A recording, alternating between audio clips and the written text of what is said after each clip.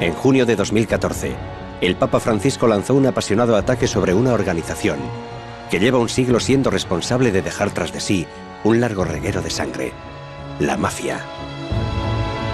Non sono in comunione con Dio, sono scomunicati. La excomunión de todos los mafiosos causó una auténtica emoción en todo el mundo. La última vez que un papa se enfrentó a la mafia, hubo explosiones a las puertas de las iglesias italianas.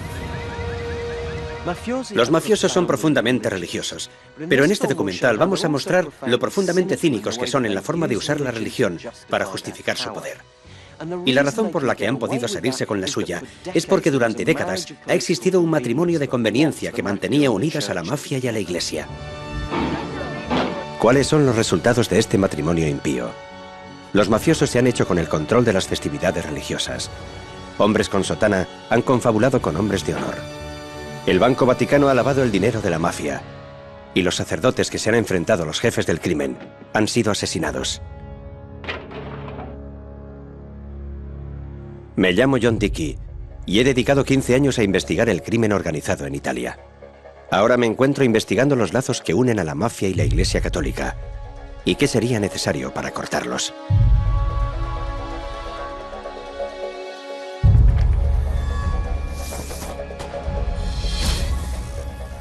El Vaticano y la mafia. Mi viaje hasta llegar a la primera línea del enfrentamiento del Papa con la mafia empieza en el sur de Italia. De Nápoles a Sicilia, el crimen organizado es aquí una emergencia permanente. Calabria, la región situada en la punta de la bota, es el hogar de la mafia más peligrosa de la actualidad, la 'Ndrangheta. Desde principios de la década de 1990, la 'Ndrangheta ha superado la Cosa Nostra de Sicilia como uno de los mayores importadores de cocaína de Europa. La violencia se encuentra en la base de todo lo que hace la 'Ndrangheta. Hombres, mujeres y niños son asesinados sin vacilación y sin compasión. Aquí en Calabria es donde el Papa Francisco lanzó su desafío. La 'Ndrangheta è questo: adorazione del male e disprezzo del bene comune. Questo male va combattuto, va allontanato.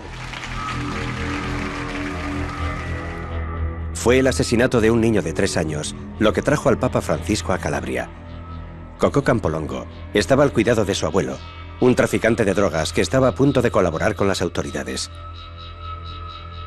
En enero de 2014, Cocò y su abuelo fueron abatidos a tiros por un comando de la 'Ndrangheta y sus cuerpos quemados. Este terrible crimen empujó al Papa Francisco a hacer algo que ningún papa había hecho antes. Excomulgó a los mafiosos. Non sono in comunione con Dio, sono scomunicati.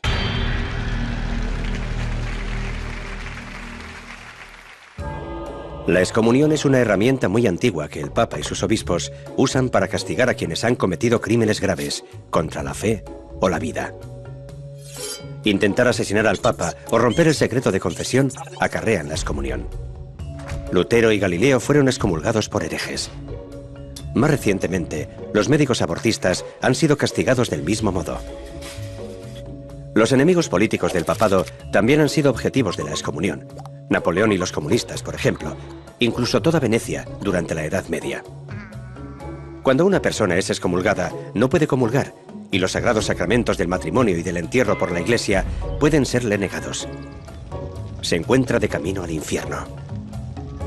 Y la única forma de evitar el castigo eterno es arrepentirse y buscar la absolución de su obispo.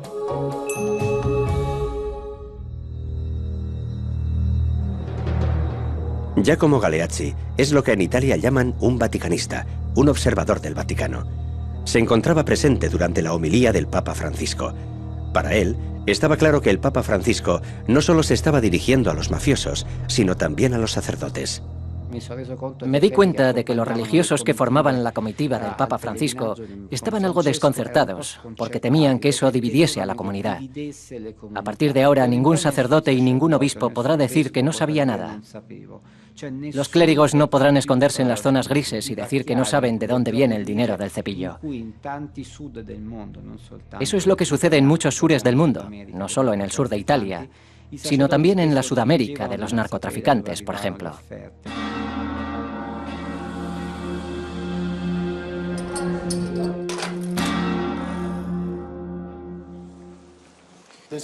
No hay mejor lugar para saber cómo reaccionó la mafia a las palabras del Papa Francisco que dentro de esta prisión de alta seguridad. Es también un lugar muy bueno para hacerse una idea de cómo están reaccionando ciertos curas. Aquí el 70% de los reclusos son miembros de la 'ndrangheta. La pregunta más acuciante era, ¿ahora no podemos participar en la misa? ¿No podemos venir a la iglesia? ¿Ni siquiera podemos rezar? Porque si nos ha excomulgado no debemos dirigirnos más al Señor. ¿Está negando los sacramentos a los miembros de la 'ndrangheta? Yo no puedo hacer distinciones. No puedo negarles los sacramentos a pesar de que estén excomulgados. No puedo discriminarlos de los demás presos. En prisión, la tarea del cura y de la iglesia no es juzgar de forma individual, sino ser una presencia que sirva de guía para aquellos que han sido juzgados por ser miembros de la 'ndrangheta. Este capellán se encuentra en una posición vulnerable, atrapado entre la necesidad de obedecer al Papa y las temibles consecuencias de alzarse contra la 'ndrangheta. Pero la impresión que he obtenido al hablar con él es que ha suavizado completamente la excomunión. El Papa Francisco se encuentra ante un gran reto. Solo un año antes de que fuera elegido, aquí, un sacerdote había sido arrestado por connivencia con la 'ndrangheta, al tiempo que otro testificaba en el juzgado en nombre de 3 mafiosos. Las cámaras de vigilancia policial incluso captaron un encuentro entre jefes de la 'ndrangheta que tuvo lugar durante una peregrinación.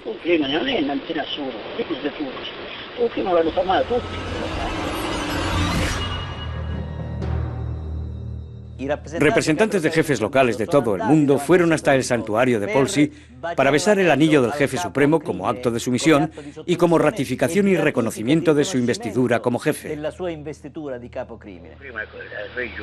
Ha sido necesario 1 siglo y medio para que un papa excomulgue a la mafia.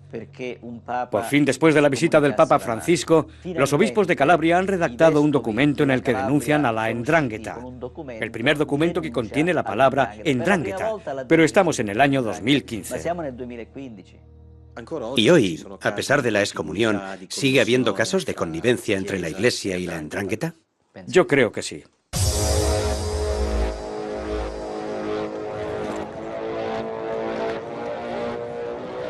En mi opinión, las raíces de esta connivencia se encuentran en Sicilia. Este es el hogar de la Cosa Nostra, tradicionalmente la más poderosa de las mafias italianas. Desde la extorsión al tráfico de heroína en los Estados Unidos, la mafia siciliana ha disfrutado durante los últimos 150 años de una posición líder en los mercados criminales. Su poder reside fundamentalmente en matar con impunidad. Encontrarme aquí me lleva de vuelta a la era más salvaje de la Cosa Nostra, la década de 1980, cuando hubo cientos de muertos a causa de la guerra entre las mafias, y los cuerpos se dejaban arder en la calle, se enterraban en el cemento, se tiraban al mar, o se cortaban y se daban de comer a los cerdos.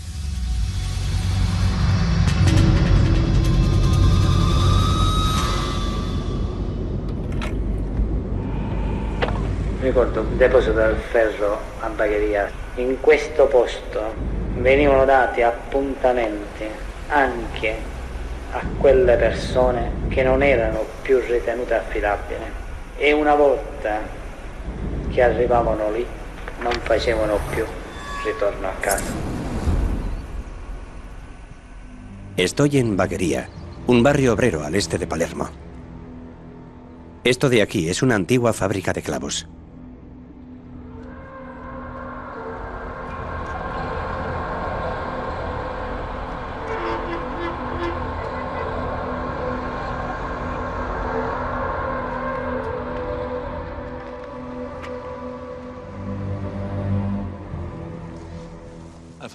He oído hablar de este sitio, pero nunca había estado aquí.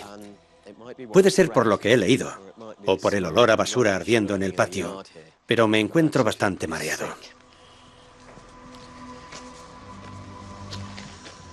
Aquí es donde la Cosa Nostra se deshacía de sus problemas.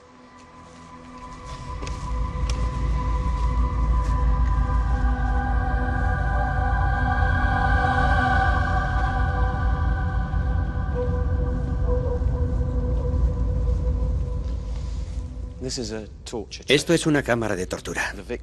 Aquí los mafiosos traían a sus víctimas, los torturaban hasta matarlos, y debajo del suelo había un depósito con ácido.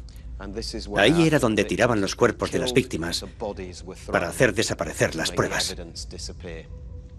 Un mafioso que acabó siendo testigo protegido usó la mejor frase posible para definir este lugar. Lo llamó el campo de exterminio de la Cosa Nostra.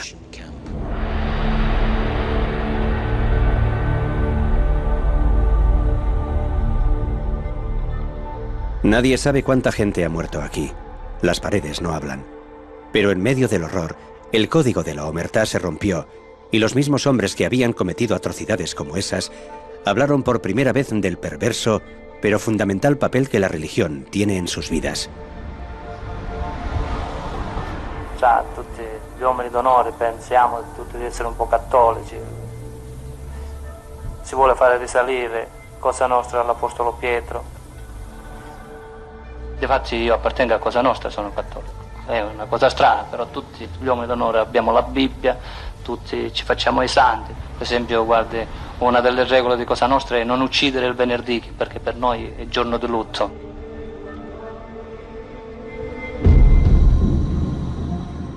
Un hombre en particular sentía tanta devoción por su Biblia como por su pistola. Cometió su primer asesinato en 1983, cuando solo tenía 24 años. Cuando fue arrestado, a tan solo unos kilómetros de distancia de aquí, se había convertido en una de las figuras más ricas y poderosas de la Cosa Nostra.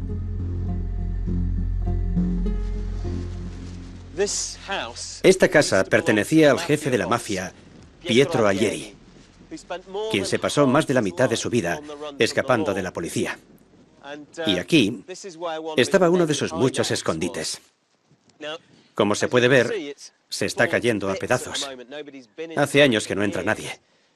De hecho, nadie ha grabado imágenes aquí dentro.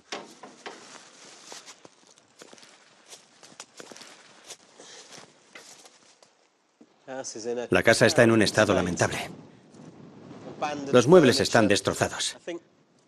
Creo que a partir de ahora sería recomendable llevar casco. No se sabe lo que puede pasar ahí dentro.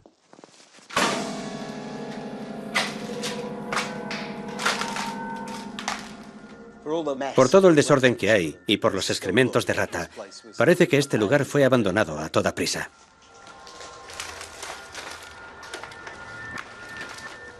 Explorar esta casa es como echar un vistazo a la mente de Aglieri. Está claro que su fe religiosa no era fingida. Era un asesino, pero también era muy devoto. Esto de aquí parecen sus libros. El libro de un sacerdote, el siervo de la caridad. Aquí hay otro. Está en una caja. Es un libro de liturgia, de oraciones. Yo creo que es la clase de libro que tendría un cura. Aglieri se educó en el seminario, y es evidente que para él, una vida a la fuga no tiene por qué ser una vida sin fe. Esto es interesante. Dos Cristos idénticos. Y un rosario. En realidad, da algo de miedo pensar que este tipo era un comerciante de la muerte y que aún así se rodeaba de imágenes religiosas. De hecho, cuando la policía lo atrapó, lo encontró en un escondite equipado con una capilla completa. Y aparentemente, 4 sacerdotes habían ido a celebrar misas para él. Uno de esos sacerdotes fue arrestado.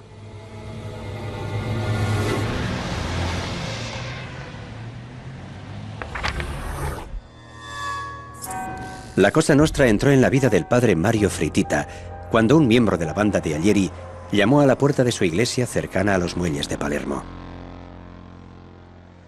Me dijo, padre, le necesito. Se trata de una persona muy importante, todo el mundo la conoce.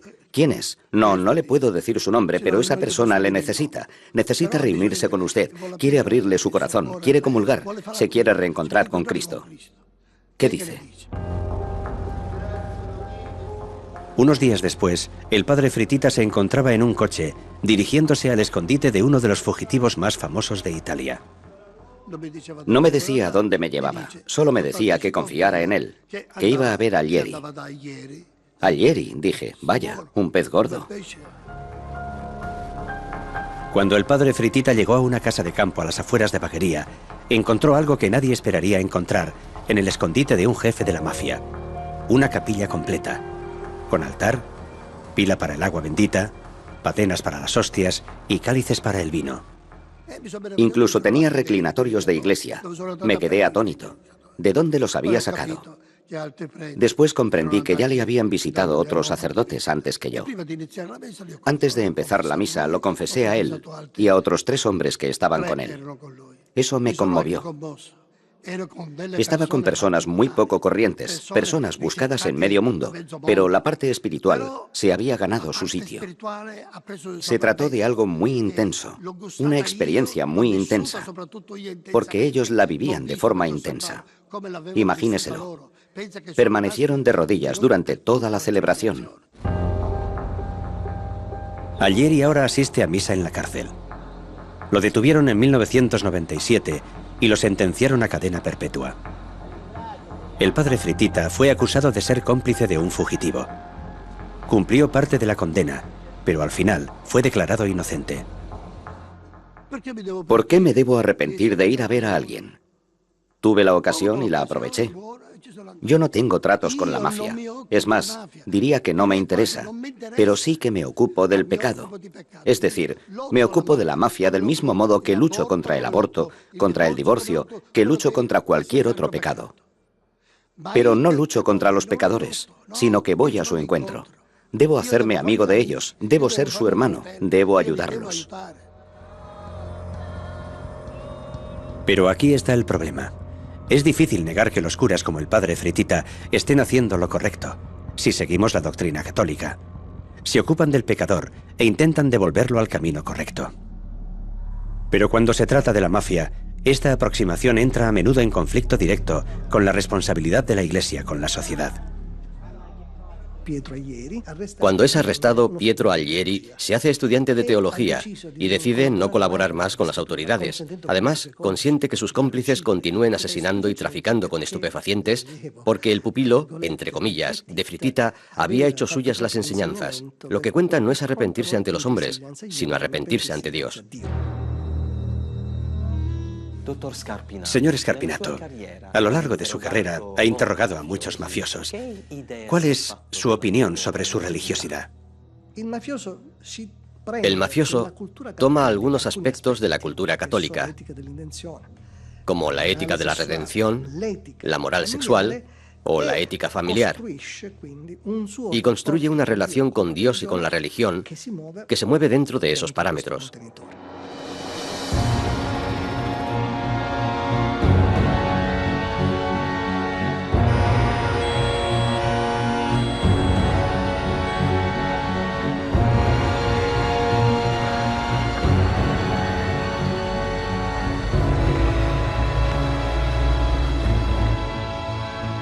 El baño de sangre llevado a cabo por la mafia durante la década de 1980 espoleó al Estado para entrar en acción. El punto central de la acción fue el megajuicio de Palermo, que empezó en 1986. Los 476 hombres juzgados eran tan peligrosos que se construyó una sala especial para juzgarlos. Tengo que admitir que solo de encontrarme aquí se me pone la piel de gallina. Esta es la famosa sala búnker de Palermo. Las paredes son a prueba de bombas y por ahí había un pasaje que llevaba directamente a las entrañas de la cárcel de la ciudad, por lo que los acusados no tenían posibilidad de escaparse. Pero la impresionante arquitectura no es lo que hace de este lugar algo tan especial, sino la impresión de estar en un lugar histórico. Los jefes de la comisión, el Consejo de Gobierno de la Cosa Nostra, fueron juzgados en esta fortaleza. Y aquí es donde conocimos sus rituales secretos. Por ejemplo, entrar en la mafia se llama bautismo. La mayoría de los acusados exhibió alguna forma perversa de fe. Hombres como Michele Greco, conocido como el Papa, quien mantenía que era tan devoto como cualquiera de los ocupantes del trono de San Pedro. Cuando los jueces se retiraban para deliberar, les impuso una escalofriante bendición. Io desidero farvi un augurio. Io vi auguro la pace, signor Presidente. A tutti voi io auguro la pace, perché la pace è la tranquillità e la serenità dello spirito e della coscienza. È quella che ci auguriamo anche noi. Che per il compito che vi aspetta, mi deve scusare, signor Presidente, la serenità è la base fondamentale per giudicare. Non sono parole mie, sono parole del nostro Signore.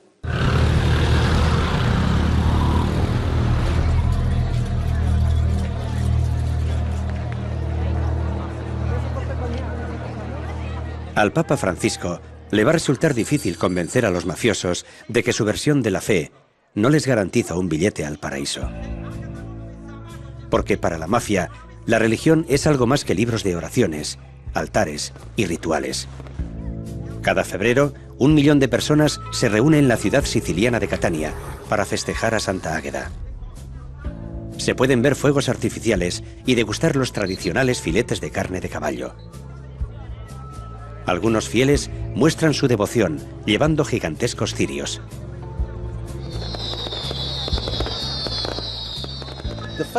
Las fiestas de Santa Águeda lo significan todo para la gente de aquí, pero también significa mucho para la mafia. Claro que los jefes de la mafia siempre se sienten atraídos cuando hay un montón de dinero cambiando de manos. Pero para ellos, esta fiesta representa una oportunidad que no pueden dejar pasar para sacar a pasear su poder y para hacer que éste parezca respetable.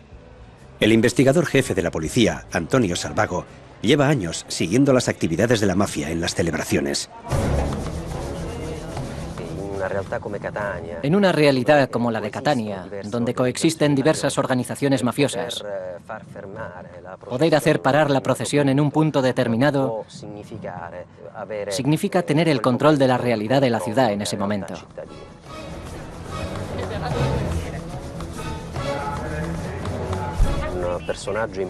Un personaje importante de la organización mafiosa de Catania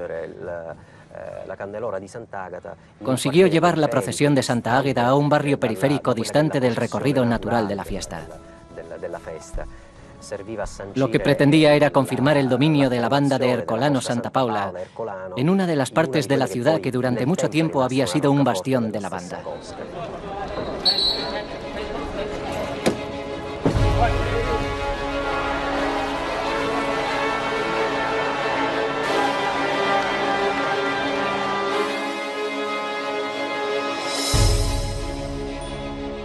Estas fotografías se tomaron durante los festejos.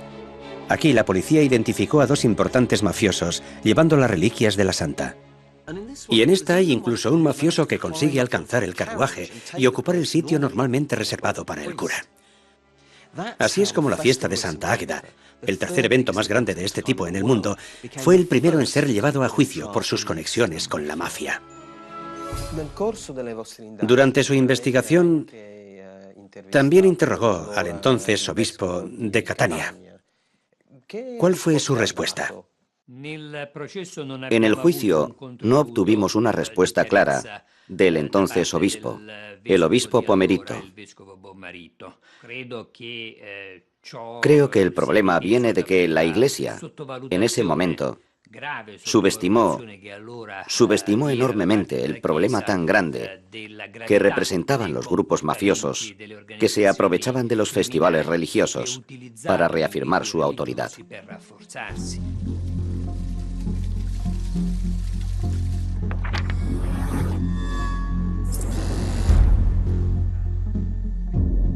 Michele Penisi es el obispo de Monreale, la mayor y más rica diócesis de Sicilia. La mafia lo ha amenazado y él ha tomado posición en contra de la infiltración de la mafia en las celebraciones religiosas. En Monreale he publicado un decreto en el que se dice que no se permite a los miembros de la mafia formar parte de las hermandades que organizan los festivales. ¿Pero está la Iglesia unida en el apoyo a su postura? La mayor parte del clero, así como las hermandades, lo han aceptado de buen grado. Pero también ha habido oposición. A menudo no es una oposición abierta, sino velada. Normalmente es derivada del deseo de vivir una vida tranquila, de dejar correr un tupido velo, porque muchos mafiosos son benefactores de la iglesia local. Benefactores sobre todo cuando apoyan los festivales religiosos pagando los fuegos artificiales, por ejemplo. Y por otro lado, también puede resultar cómodo debido al poder que la mafia tiene en las ciudades. La impía alianza de la Iglesia y la mafia se forjó en los estertores de la Segunda Guerra Mundial. Los aliados habían liberado Sicilia del fascismo, pero el caos de la guerra y la ingenuidad de los británicos y de los americanos permitió a la mafia hacerse con armas, poder y beneficios. Un hombre en particular vio una oportunidad que no podía dejar pasar.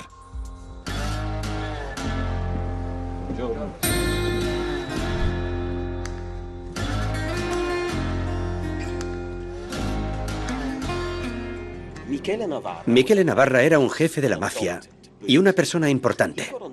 Se llevaba tan bien con los aliados que hicieron con él un trato en exclusiva por el que podía usar sus viejos vehículos militares para empezar una empresa de autobuses. En la actualidad, la empresa es todavía la mayor de Sicilia. De hecho, es la única que viaja entre Palermo y la ciudad natal del doctor Navarra, Corleone.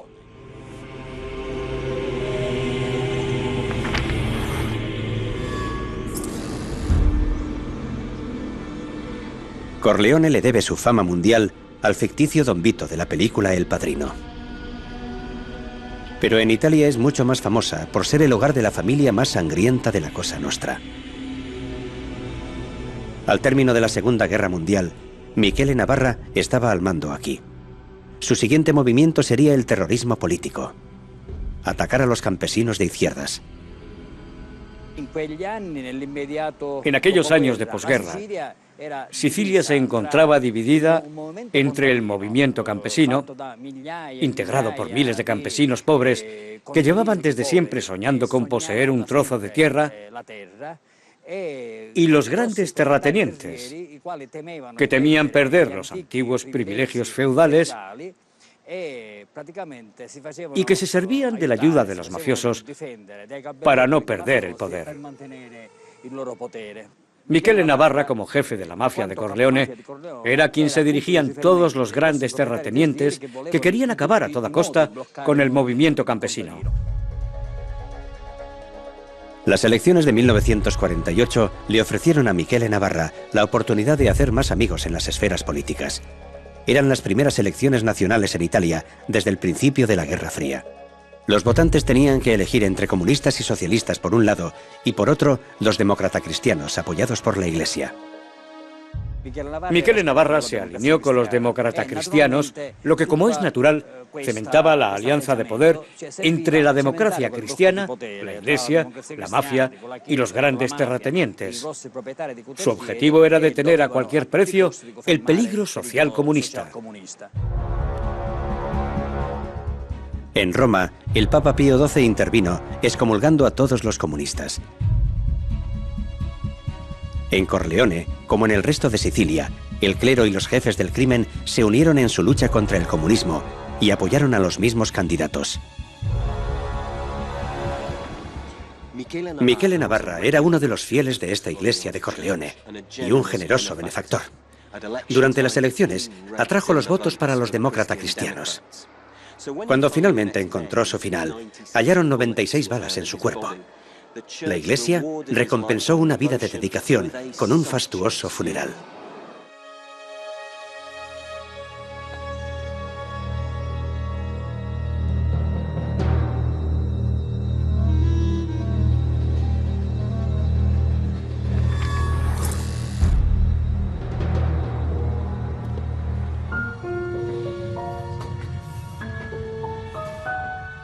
La Iglesia y la mafia siciliana fueron fieles compañeros durante toda la Guerra Fría, y su relación sobrevivió a los más violentos brotes de violencia de la mafia.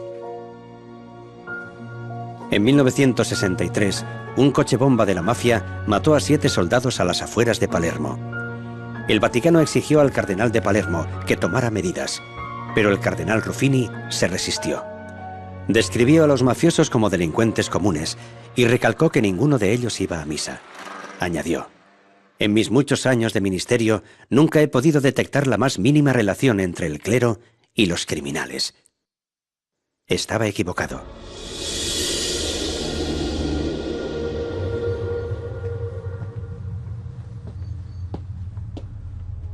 Una mañana de septiembre de 1980, 2 hombres llegaron a este monasterio justo cuando los frailes habían terminado de celebrar la misa. Lo único que los testigos pudieron decir más tarde fue que uno tenía unos 30 años y que el otro era un poco mayor. Preguntaron por el hermano Giacinto y cuando los acompañaron a su habitación de la primera planta, tan pronto abrió la puerta, le dispararon 5 veces en la cabeza.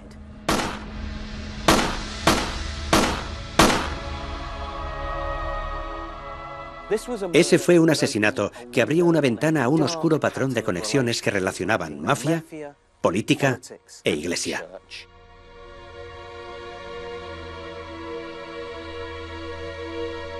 La víctima, el hermano Giacinto, no era un monje cualquiera, y su aproximación a los votos de pobreza eran relajados.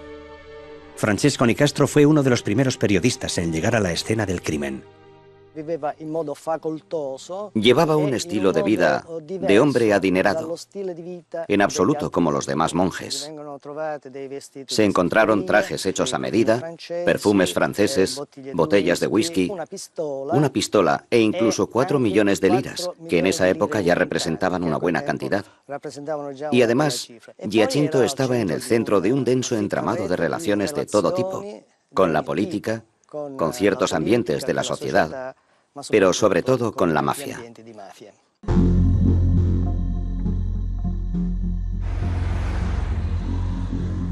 Mafia, democracia cristiana e Iglesia católica. Una nada santa trinidad que gobernó Sicilia durante 4 décadas. Tomemos a Vito Ciancimino, el primer político enviado a prisión por connivencia con la mafia. Durante décadas había sido el nexo entre el gobierno municipal, la industria de la construcción y la Cosa Nostra. En 2009, el hijo de Vito Ciancimino, Massimo, decidió colaborar con las autoridades. Contó lo que había visto y oído al asistir con su padre a esas reuniones. Nunca me olvidaré de la vez que llegamos a la residencia del obispo cerca de Palermo. Entramos por una entrada trasera y dentro ya esperaban sentados para recibir a mi padre, Bernardo Provenzano y el obispo. Bernardo Provenzano no fue arrestado hasta 2006, después de pasar el tiempo récord de 43 años como fugitivo. Era el genio político que estaba detrás de la poderosa familia de Corleone. Se trataba de un encuentro de alto nivel, pero cada uno conocía la importancia de los demás. Eso era obvio por los saludos con abrazos y besos que se daban. ¿Cuáles eran las relaciones de su padre con la Iglesia? Para él, las parroquias funcionaban de un modo parecido a las secciones locales del Partido Demócrata Cristiano. Había que financiar a las parroquias. Mi padre construyó una iglesia en Paso de Rigano, dio permiso a una iglesia para hacer campos de fútbol. Había un control continuo del territorio a través de la Iglesia Católica. La influencia de Vito Ciancimino llegaba hasta Roma. Según su hijo, el político preferido de la mafia iba allí casi todos los meses para depositar dinero sucio en el IOR, el Banco Vaticano. Dentro del IOR no existían reglas, no se daba ningún tipo de información. He visto circular grandísimas cantidades de dinero dentro del Banco Vaticano. Eran transacciones financieras que servían para pagar sobornos, tanto para políticos como para personas ligadas al mundo de la mafia.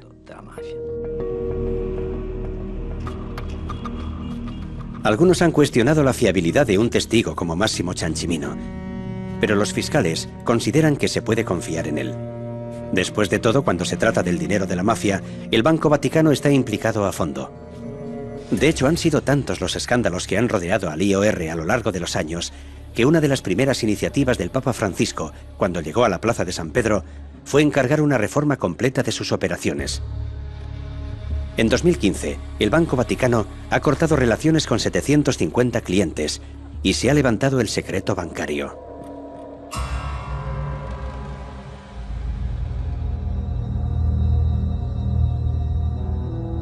Vito Ciancimino fue arrestado en 1984, justo cuando una nueva guerra se libraba en Sicilia. Los más violentos clanes de la mafia habían decidido hacerse con el control de la Cosa Nostra. En una década sangrienta murieron más de 1000 personas. Jefes de la mafia, sus soldados y parientes, todos ellos fueron liquidados de forma despiadada a medida que los miembros del clan de Corleone exterminaban a sus rivales. Y cuando alguien se atrevía a alzarse contra la mafia, también se convertía en objetivo. Jueces, policías, médicos, periodistas y políticos honestos fueron asesinados. Finalmente, en 1992, los jefes del crimen decidieron librarse de dos de sus más temidos enemigos: los jueces antimafia que habían sido responsables de llevar a cientos de mafiosos ante la justicia, Giovanni Falcone y Paolo Borsellino.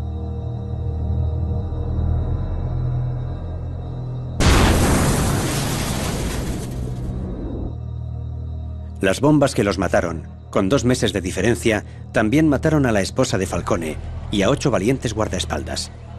Nunca antes la Cosa Nostra había atacado al Estado con una brutalidad tan extrema. Fue la gota que colmó el vaso para los sicilianos. Y ahora que había terminado la Guerra Fría, se empezó a remover la conciencia de la Iglesia.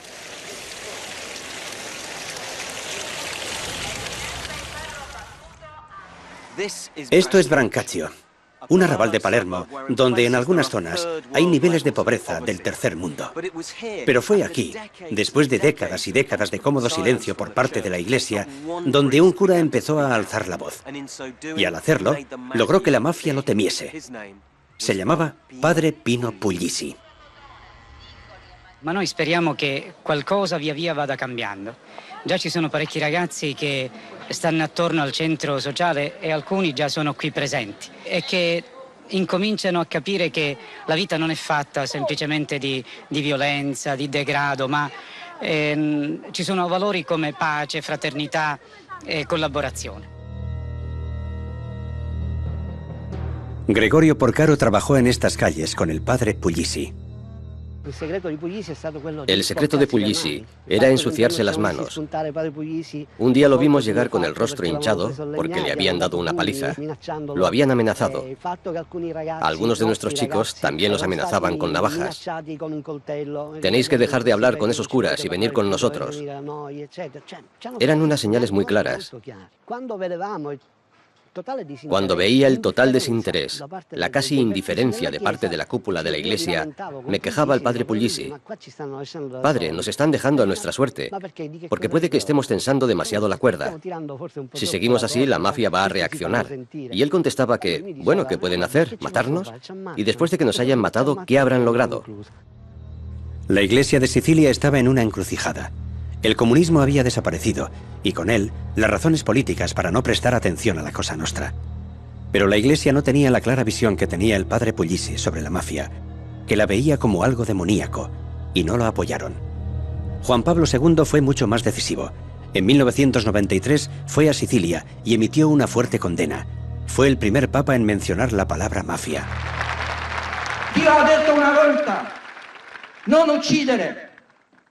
Non può uomo, qualsiasi umana agglomerazione, mafia, non può cambiare e calpestare questo diritto santissimo di Dio. Lo dico ai responsabili, convertitevi, una volta verrà il giudizio di Dio.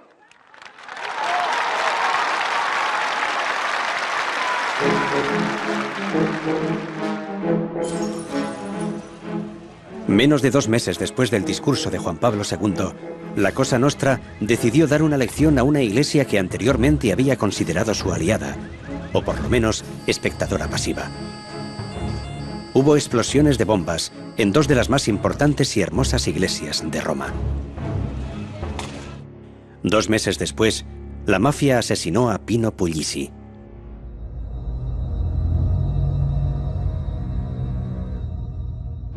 Creo que todos hemos renacido de la sangre de este hombre. Al día siguiente, la ciudad de Palermo al completo estaba aquí. Por enésima vez, demostró que estaba harta de toda esta cobardía harta del abuso de poder, harta de la violencia. Y la mafia también se había equivocado. Pensaba que lo habían silenciado, pero lo que hizo fue enfadar a una ciudad entera.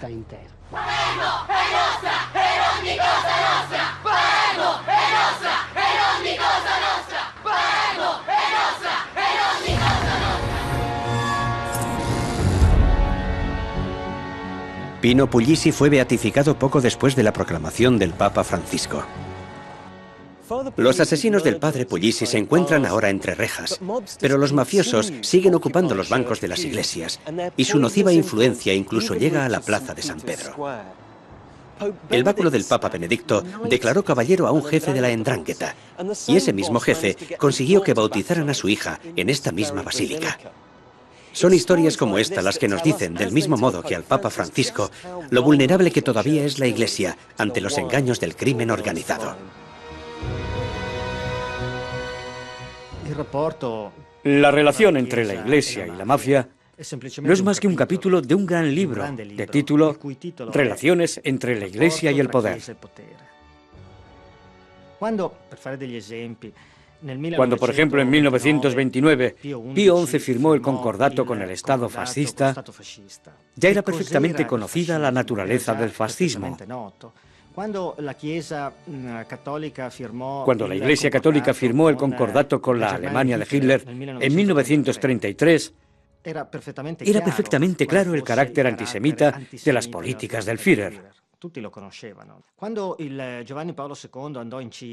Cuando Juan Pablo II fue a Chile y se asomó al balcón del Palacio Presidencial, ya se sabía qué había hecho el general Pinochet. Por lo tanto, las relaciones entre la Iglesia y la mafia en las regiones del sur de Italia no solo son relevantes para los católicos y los habitantes de esa región. Cambiar las relaciones entre la Iglesia y el poder en esa determinada zona de Italia sería un gran ejemplo para las relaciones entre la Iglesia y el poder en otras partes del mundo.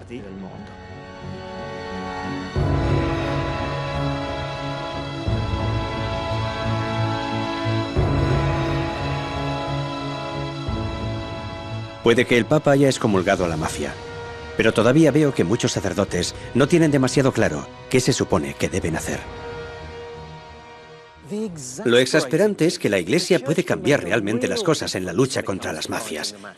Por ejemplo, cuando Juan Pablo II condenó a la Cosa Nostra en 1993, algunos mafiosos decidieron renunciar a una vida de crimen y lo confesaron todo a las autoridades. Y gracias a esos testimonios, los fiscales consiguieron atacar al corazón del sistema mafioso. El padre Luigi Ciotti es el fundador de la mayor asociación de víctimas de la mafia en la actualidad. Marginado durante décadas por su iglesia, sabe mucho sobre el reto al que se enfrenta el Papa Francisco.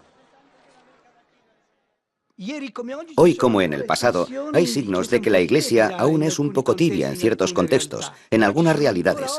Aún hoy hay quien solo mira, quien dice que son los demás quienes tienen que hacer las cosas. No, no y no. Somos nosotros los llamados a hacer nuestra contribución por el cambio. La Iglesia debe crear las condiciones, y el Papa lo está haciendo, para ser libre incluso en la denuncia de la violencia, del abuso, de la arrogancia de un sistema que ha pisoteado y continúa pisoteando la dignidad y la libertad de las personas.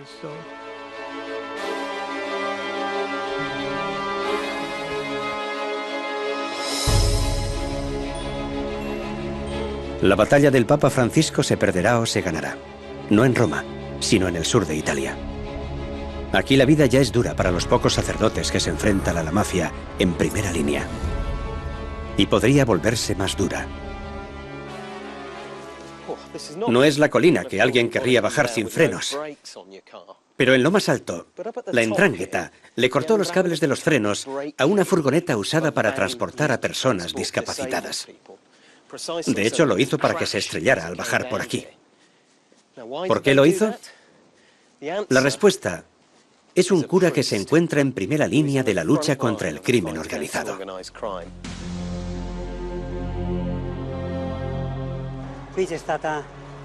Aquí hubo un tiroteo el domingo de Pascua.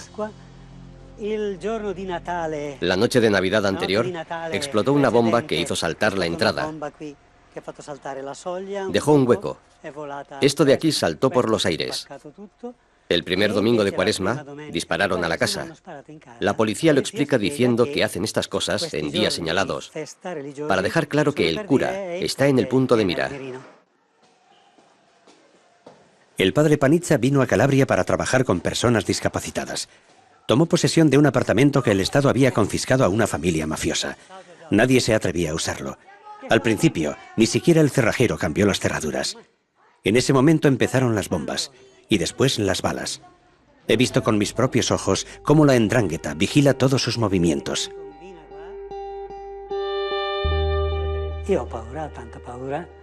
Sí, tengo miedo, mucho miedo. Pero cuando los veo, siempre me digo que tendría mucho más miedo si me rindiera a ellos. Los veo vivir una vida que a mí me daría mucho más miedo vivir.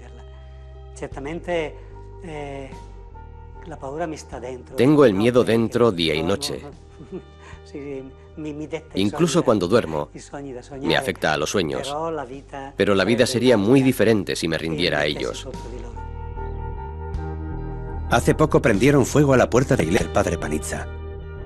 Su valor es inspirador. Son hombres como él los que conforman las tropas de élite del Papa Francisco en su batalla contra la mafia. Durante demasiado tiempo, el clero católico ha sido embaucado por la falsa e insidiosa devoción de la fe. La Iglesia ha visto en la mafia a un aliado político y financiero, cuando tendría que haber visto a un enemigo mortal. Y ya sea por miedo, por una teología equivocada o por una flagrante connivencia, la Iglesia ha dicho a los mafiosos justo lo que querían oír. Pero la gente que vive bajo la mafia está pidiendo a gritos claridad a la Iglesia. Por eso los sacerdotes, los obispos y el mismo Papa deberían mostrar todos los días que el perdón para la mafia no puede llegar si no está acompañado de justicia.